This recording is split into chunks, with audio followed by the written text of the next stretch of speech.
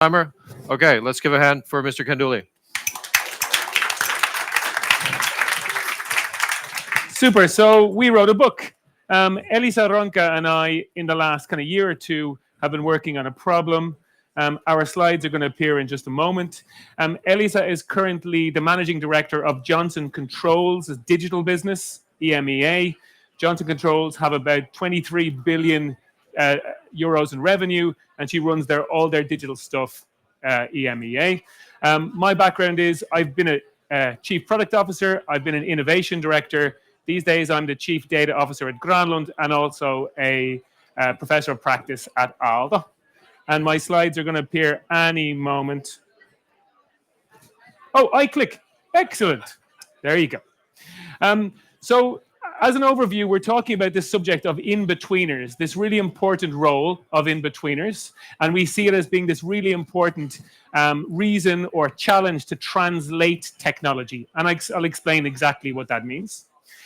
So we're going to play a game of good in-betweeners, bad in-betweeners. Okay? Sauli Niinistö with these guys. Good in-betweener? Good in-betweener. Okay?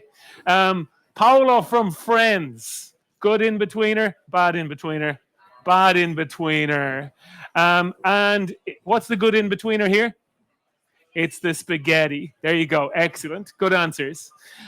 So we're talking about this in between technology and customers, deep tech founders, deep tech entrepreneurship. We're talking about this in between here. And this is the thing that we see as being really lacking and not done really well. So the book has 3 parts. It has this kind of starting point, this get your head in the game, the things you have to understand, otherwise you shouldn't be anywhere near this topic. We have the problem of complexity. The best founders often lean towards a lot of complexity, and we have to help them out of that. And then we have this role of the in-betweener. So the foundational mindset is a lot about customer value. There's a lot about customer empathy. As an entrepreneur, as a founder, as a kind of new business sponsor, you really have to understand what your customer values, and you really have to understand the customer doesn't understand it as well as you have. So part of the problem with us trying to tell people it's too complicated is that it's not complicated for them. One person has said to us, you shouldn't write this book, you should write the book, Don't Be a Stupid Customer, because our customers are stupid. What we have is amazing. It's their fault, not my fault.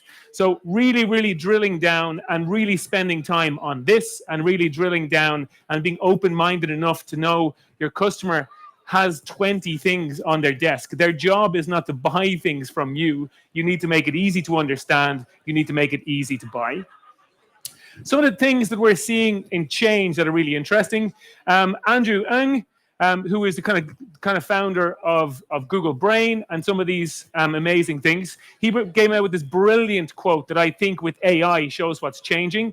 The bottleneck isn't coding anymore. It's not software development. It's really understanding if my coding just got more efficient, what do I do with it? The bottleneck is finding what are the problems the customer wants solved, what is the segment that I can start with, what are the initial problem I should solve, and then the next layer and the next layer. This is really, really what we're seeing now, especially with AI. Anyone know who this guy is? He's in our industry. This guy's called Carl White. Anyone know? Anyone know? Carl White is the CIO at Autodesk. He's also the head of revenue operations. So we're starting to see technology and sales merging. He used to be a marketing guy in Apple, and now he's the CIO of one of our industries, Behemoth. We're starting to see these dual roles. We're starting to see chief commercial officer and chief digital officer joining in some places. And it's because really understanding this challenge is a really important thing. So the things we want to do is we want to take this big complex mess and we want to split it into kind of simpler things. We want to simplify the story so people can understand it. And ideally, the big complicated thing, we could find an easy way to sell it to customers. You just need to tell it this way. We need to understand the story. We need to understand their customer value. We need to make it easy for them to buy. The challenge is that some of the really big, complicated innovations we're seeing coming out of industries like this is that actually we also need to dismantle it. That the ideas that are coming are just too complicated. They're trying to develop 5 different things simultaneously. They think all 5 are really, really important. And I know this as, you know, a researcher in universities, as an ex-innovation director. It's really hard to say everything is wonderful. Let's pick one. Let's focus on it from a development point of view and let's move on. You need to be a really good expert to convince the best technology people to simplify it for now. Let's pause and come back to this later. There's a huge amount of resistance on this dismantling, on this simplification, but it's part of the problem. The problem then is just the best technology people who understand our domain and understand technology are often lean into complexity. This is a classic kind of cartoon. It's 10 years old and still is relevant when it was made. And actually, we got permission from Brady to put it in the book. The entrepreneurs and the brilliant people come up with this amazing, complicated, but excellent idea. They are able to create this. They're able to make it. They're able to think of it. They're inspired to get out of bed to build this thing. Sometimes at some stage they have to launch, they run out of resources, and they do something like this. And actually, at the end of the day, the customers didn't want a rocket. So we have this kind of summary of it was too complex, but hey, you know, it challenged them. It got them inspired. This is underwhelming. Customer didn't want it anyway. And this happens a lot. Part of this in the book we call the best technology people. We call them creators. We call them kind of idea creators. And we've gone through from a scientific point of view all these kind of reasons why people get stuck in this. So we have these 2 areas called evangelism and identity and technical focus and complexity bias. It's really, we only have 15 minutes today, but hey, they're competitive. They're really proud of their ability. They get really enthusiastic, the passion of solving the problem. They like to stay in control. So giving control to marketing and sales is scary. And also they pick problems that are kind of cool and shiny and make them sound good when they're talking to their mother-in-law or father-in-law or at a barbecue. If you're working on something really cool and complicated, then hey, it makes you sound cool and complicated, but it's not the best maybe business idea. We also have this idea slightly similar to the control, but they don't want to learn about other skills around them like sales and marketing because they're better at technology. There's also these beautiful things called aesthetic bias, where actually a lot of brilliant people mistake the customer will love it if it's more complicated. If I add some extra features on my Swiss Army knife, I'm sure someone will value it, but they don't. There's also this idea called addition bias. There's some brilliant studies on this. When we have a problem, we often add new things to solve it rather than simplifying. And then there's an element about lacking empathy, that actually we don't think of the customer's side. We just say, this makes sense. Why don't they buy it? And then we have this element about impatience. I love the story of Amazon. Amazon at the end of 1997 had 18 months after their launch, they had 150 million in revenue, 1.5 million customers. They were only selling books. Can you imagine having this? They knew at the start, they hired people, they spoke to investors. We have this store that can sell absolutely everything. It's going to be this future thing that has now $200 billion revenue. For 18 months, they only sold books. There's such discipline in that. There's such discipline in thinking, okay, we could sell CDs, we could sell sex toys, we could sell niche hardware, screws and nails and stuff. They validated everything with this. They build, learn, test. And they also did this element where it focused their development. They focused on a niche segment and it delivers their initial revenue. That is so hard to do, to sit on a gold mine and just sell books for 18 months. But it is the right thing to do. And if you're a brilliant employee of Amazon and you joined Amazon to create this retail behemoth and someone meets you a year later, you guys still only selling books. It's embarrassing. You know the kind of future you're sitting on, but it's the discipline that is needed. So that's a really, really good, the old example, but a really good example of the kind of discipline required. So 5 minutes left.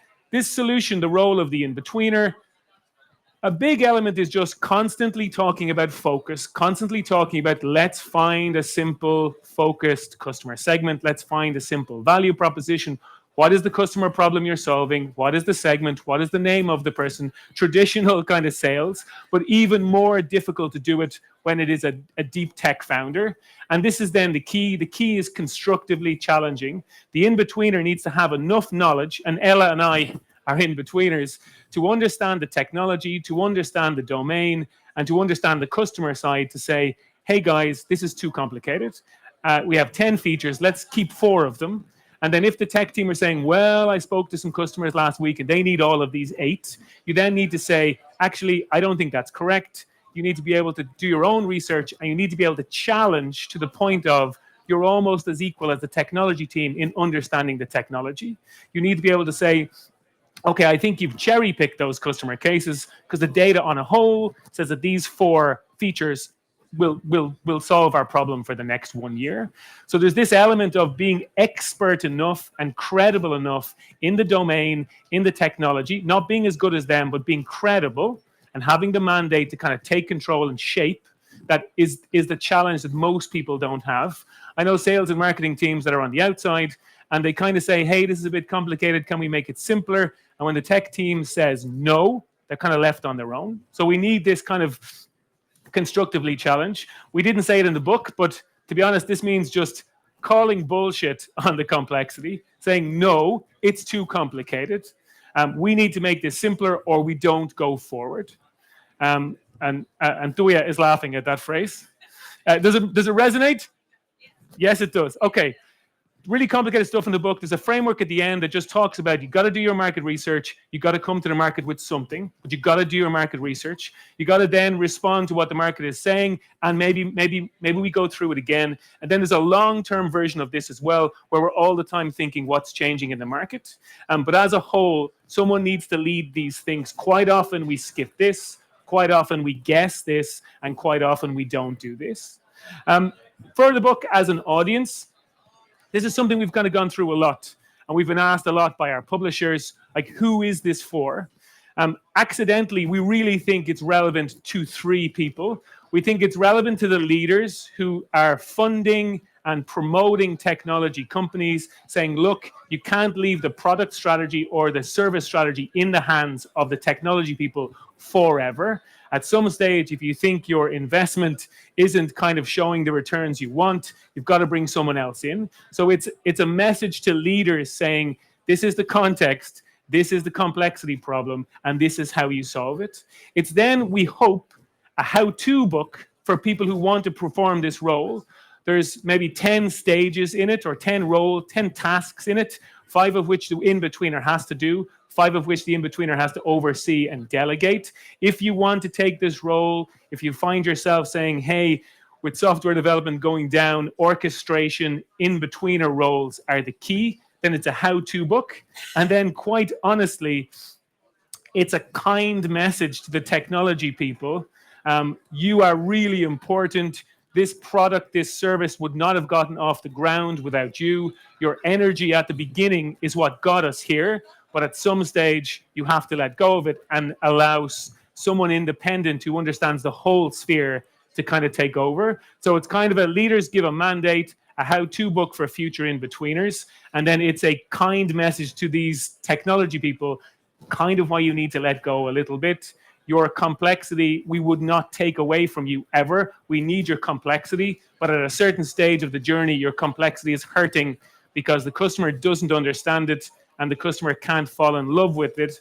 And if we don't focus on one segment, we can't get the revenue we need in the first couple of years to survive. So that's a really quick overview. Oh, where's my last slide? There's one more. Okay, good. There we go. The book is available to pre-order at inbetweenersbook.com. Surprisingly, I'm more interested in showing this than the QR code. So if anyone's interested, link with me on social media and think about kind of pre-ordering it now. And then we have a very naked question to ask on Menti at the end of my talk, which is, are the best ideas from our industry so complex that we need an in-betweener? Menti code is 22016629. I use the codes more often than the QR codes. QR code works as well. QR code works as well.